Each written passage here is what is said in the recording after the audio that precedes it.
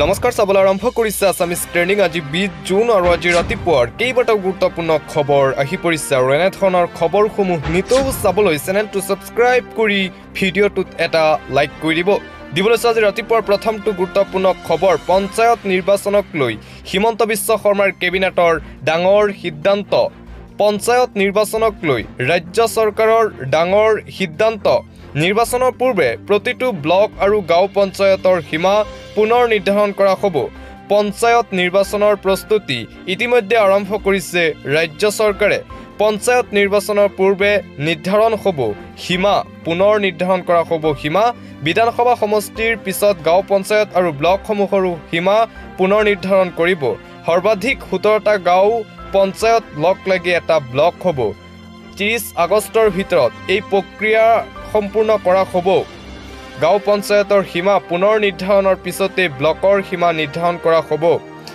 15 ছেপ্টেম্বৰৰ ভিতৰত ব্লকৰ সীমা পুনৰ নিৰ্ধাৰণ সম্পূৰ্ণ কৰিব ৰাজ্য চৰকাৰে নৱেম্বৰত অনুষ্ঠিত হ'ব পঞ্চায়ত নিৰ্বাচন নৱেম্বৰত অনুষ্ঠিত হ'ব ৰাজ্য চৰকাৰৰ কেবিনেটত গ্ৰহণ কৰা হয় এই ডাঙৰ সিদ্ধান্ত দিবলৈ আন এটা ব্ৰেকিং নিউজ মোদীৰ দৌৰ পাছত এইবাৰ ৰাজ্যত গৌৰৱ গগৈৰ দৌ মোদীৰ দৌৰ পাছত এইবাৰ ৰাজ্যত গৌৰৱ গগৈ হ'ব কংগ্ৰেছৰ সেনাপতি গৌৰৱ গগৈৰ কান্ধত উঠি 2026ৰ নিৰ্বাচনী বৈতৰণি পাৰ হোৱাৰ সপোন কংগ্ৰেছৰ ৰাজনৈতিক বিচক্ষণতা আৰু বাকপটুতাৰে ভোটাৰক আকৰ্ষিত কৰিবলৈ সক্ষম হোৱা গৌৰৱ গগৈৰ সফলতাৰে ৰণ জিকাৰ পৰিকল্পনা কৰিছে এইবাৰ কংগ্ৰেছে 2026ৰ বিধানসভা নিৰ্বাচনত গৌৰৱ গগৈক লৈ কংগ্ৰেছে সপোন ৰচিছে ৰাজ্যত চৰকাৰ গঠন কৰাৰ অসমত এইবাৰ গৌৰৱ দৌ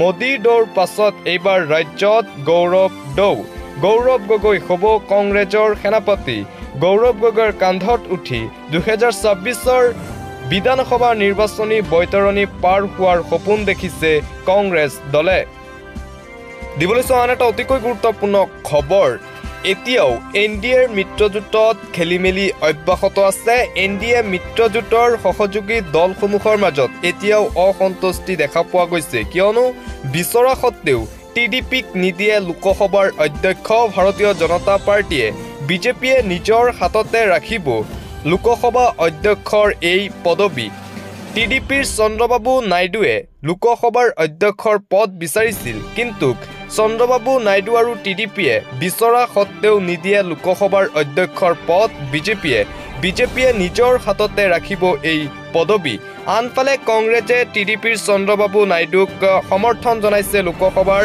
উপাধ্যক্ষৰ বাবে সেয়ে এতিয়াও অব্যাহত আছে এনডিএ মিত্ৰজোঁটত খেলিমেলি এতিয়াও এনডিএ মিত্ৰজোঁটৰ সহযোগী দলসমূহৰ সন্তুষ্টি প্ৰকাশ কৰা নাই বিজেপিৰ সৈতে কিয়নো চন্দ্ৰবাবু নাইডুৱে যি লোকসভাৰ অধ্যক্ষৰ পদ বিচাৰিছিল সেই পদ নিদিয়ে চন্দ্ৰবাবু নাইডুক বিজেপিয়ে নিজেই নিজৰ হাতত ৰাখিব লোকসভা অধ্যক্ষৰ পদবী বিচৰা সত্ত্বেও টিডিপিয়ে নাপায় লোকসভাৰ অধ্যক্ষৰ পদ দিবলৈ পৰৱৰ্তী খবৰ PM সূৰ্যঘৰ বিনামূলীয়া আঁচনিক লৈ মুখ্যমন্ত্ৰী হিমন্ত বিশ্ব শৰ্মাৰ বৃহৎ ঘোষণা এই আঁচনিৰ অধীনত বিনামূলীয়াকৈ লাভ কৰিব বিদ্যুৎ সেৱা জনতাই ভাৰত চৰকাৰৰ আৰু অসম চৰকাৰে সাহায্য দিব জনতাক 1 কিলোৱাটৰ বাবে ভাৰত চৰকাৰে দিব 30,000 টকা আৰু অসম চৰকাৰে দিব 15,000 টকা মাত্ৰ 5,000 টকাতেই আপুনি লাভ কৰিব 1 কিলোৱাটৰ সোলাৰ পেনেল 2 কিলোৱাটৰ ক্ষেত্ৰত ভাৰত চৰকাৰে দিব 60,000 টকা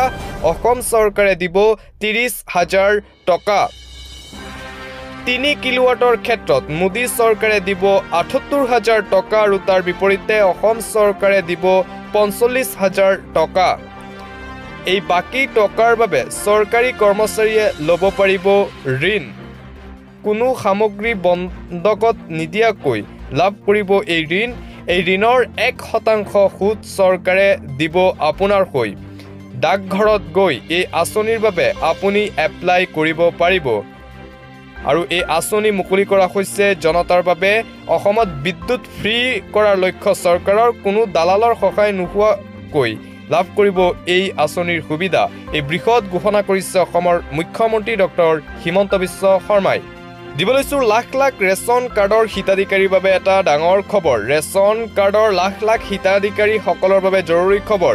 প্ৰতিগৰাকী ৰেচন কাৰ্ডৰ হিতাধিকাৰীৰ উপাৰ্জন পৰীক্ষা কৰা হ'ব।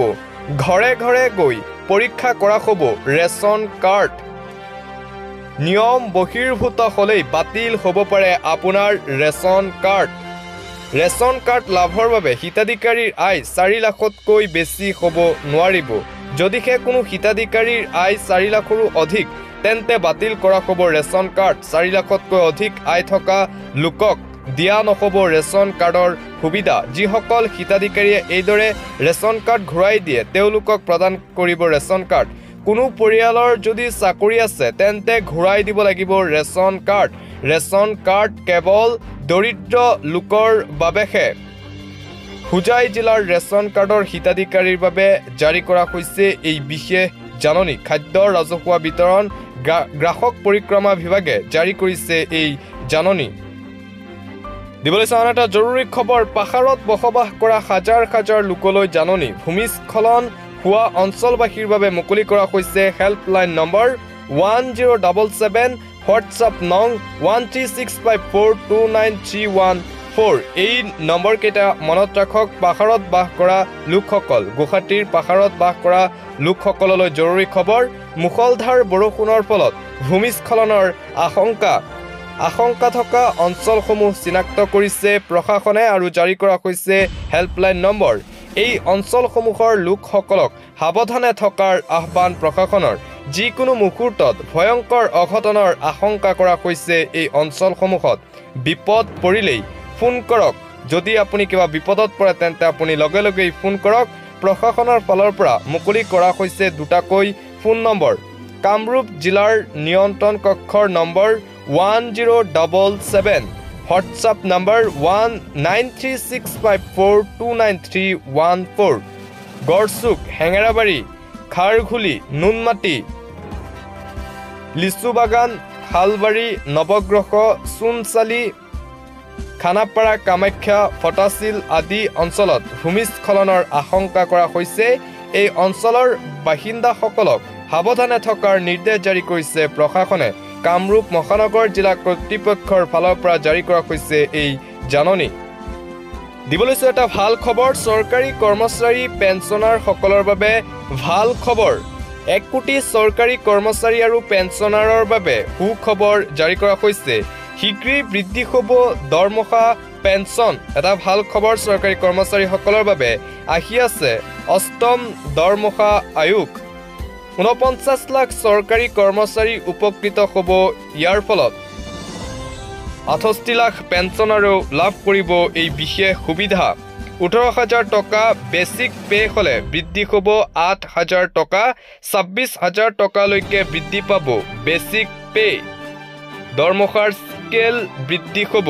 দৰমহাৰ স্কেল বৃদ্ধি কৰা হ'ব। বেচিক পে বৃদ্ধি হ'লে বৃদ্ধি হ'ব আন সা সুবিধা। আৰু এই ভাল খবৰ চৰকাৰী পেঞ্চনাৰসকলৰ বাবে। দিবলৈ চাওঁ এটা ব্ৰেকিং নিউজ। ঢকুৱাখানাৰ সুনীল গগৈ কাণ্ডৰ ক্ষীপ্ৰ তদন্ত আৰম্ভ কৰিছে আৰক্ষীয়ে। আৰক্ষীয়ে গ্ৰেপ্তাৰ কৰিব পাৰে সুনীল গগৈৰ পত্নী আৰু পুত্ৰক। ঘণ্টা ঘণ্টা ধৰি সুনীল গগৈৰ পৰিয়ালক জেৰা অব্যাহত ৰাখিছে আৰক্ষীয়ে। ঘণ্টা ঘণ্টা ধৰি সুনীল গগৈৰ পৰিয়ালক জেৰা অব্যাহত আৰক্ষীৰ। সুনীল গগৈৰ পুত্ৰক লগত লৈও আৰক্ষীয়ে চলাইছে জেৰা। তীব্ৰতাৰে চলিছে জেৰা। পুৱাৰে পৰা সুনীল গগৈৰ পৰিয়ালক সোধা পোছা অব্যাহত। যোৱাকালি জেৰাৰ মাজতে সুনীল গগৈৰ বাসগৃহত 2 ঘণ্টা ধৰি তালাচী কৰিছিল আৰক্ষীয়ে। যোৱাকালি পুত্ৰ সৌৰভ গগৈক লৈ ঘৰৰ বাহিৰে ভিতৰে আৰক্ষীৰ অভিযান। ৰাজ্য কঁপোৱা সুনীল গগৈ কাণ্ডৰ নতুন মূৰ। বৰ্তমানেও কোনো সন্ধান পোৱা নাই সুনীল গগৈৰ। পলাতক ঘোষণা কৰা সুনীল গগৈক বিচাৰিও অভিযান অব্যাহত ৰাখিছে আৰক্ষীয়ে। ৰাজ্য কঁপোৱা ঢকুৱাখানাৰ সুনীল গগৈ কাণ্ডক লৈ আৰক্ষীৰ তীব্ৰ অভিযান আৰম্ভ। জেৰা অব্যাহত ৰাখিছে সুনীল গগৈৰ পত্নী আৰু পুত্ৰক। দিবলৈ চাওঁ এটা অতিকৈ জৰুৰী খবৰ, এটা ভয়ংকৰ খবৰ। নামনি অসমত বানৰ বিভীষিকা, নলবাৰী গোৱালপাৰাৰ পৰা আহিছে খবৰ। নামনি অসমত বানে ক্ৰমান্বয়ে ভয়ংকৰ ৰূপ ধাৰণ কৰিছে। লাখ লাখ লোক ক্ষতিগ্ৰস্ত হৈছে বানৰ ফলত। ধাৰাসাৰ আৰু মুষলধাৰ বৰষুণৰ পিছতেই নামনি অসমত ভয়ংকৰ পৰিস্থিতি। নামনি অসমত বানৰ প্ৰলয়নকাৰী ৰূপ।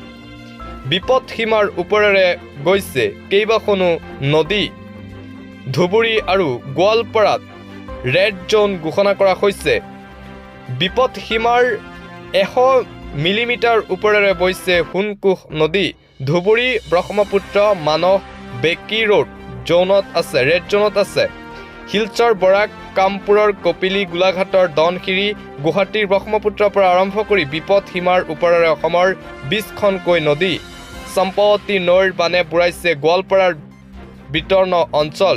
ৰাজ্যজুৰি বানত আক্ৰান্ত 1.5 লাখতকৈও অধিক লোক। নলবাৰীত 5খনকৈ গাঁও সম্পূৰ্ণভাৱে পানীৰ তলত। বানত উটি গৈছে পথ, দলং। ভয়ংকৰ পৰিস্থিতিৰ অসমত। মেঘালয়ৰ পানীয়ে বুঢ়াইছে গোৱালপাৰাৰ 8টাকৈ অঞ্চল।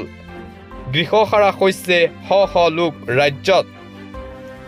দৰং, চিপাঝাৰত ডিমিলা আৰু কালপানীৰ সংসাৰী ৰূপ দেখা পোৱা গৈছে। ইফালে ৰাজ্যত আজিও ৰেড এলাৰ্ট জাৰি কৰিছে বতৰ বিজ্ঞান কেন্দ্ৰৰ ফালৰ পৰা। চিৰাং, কোকৰাঝাৰ, ধুবুৰী, বঙাইগাঁও, গোৱালপাৰা, বৰপেটা, বাক্সাত ৰেড এলাৰ্ট জাৰি আনছে। বতৰ বিজ্ঞান কেন্দ্ৰৰ ফালৰ পৰা বজালী, নলবাৰী, তামুলপুৰ, কৰিমগঞ্জ, হাইলাকান্দি, কাছাৰ, ডিমা হাছাও, গোলাঘাটত অৰেঞ্জ এলাৰ্ট জাৰি বতৰ বিজ্ঞান কেন্দ্ৰৰ। দিবলৈ এটা মৰ্মান্তিক খবৰ। উৎকট গৰমৰ বাবে মক্কাত হাহাকাৰ পৰিস্থিতি। বৰ্তমানলৈকে নিহতৰ সংখ্যা বৃদ্ধি পাই আছে। পবিত্ৰ মক্কাৰ পৰা আহিছে এটাৰ পিছত আনটো দুখবৰ। প্ৰচণ্ড গ্ৰীষ্ম প্ৰৱাহৰ বাবে মক্কাত হাহাকাৰ অৱস্থা। 51 ডিগ্ৰী পৰ্যন্ত হৈছেগৈ তাপমাত্ৰা মক্কাত। হজযাত্ৰীৰ ভিৰৰ মাজতে মূৰ্ছা গৈছে কেইবাজনো লোক।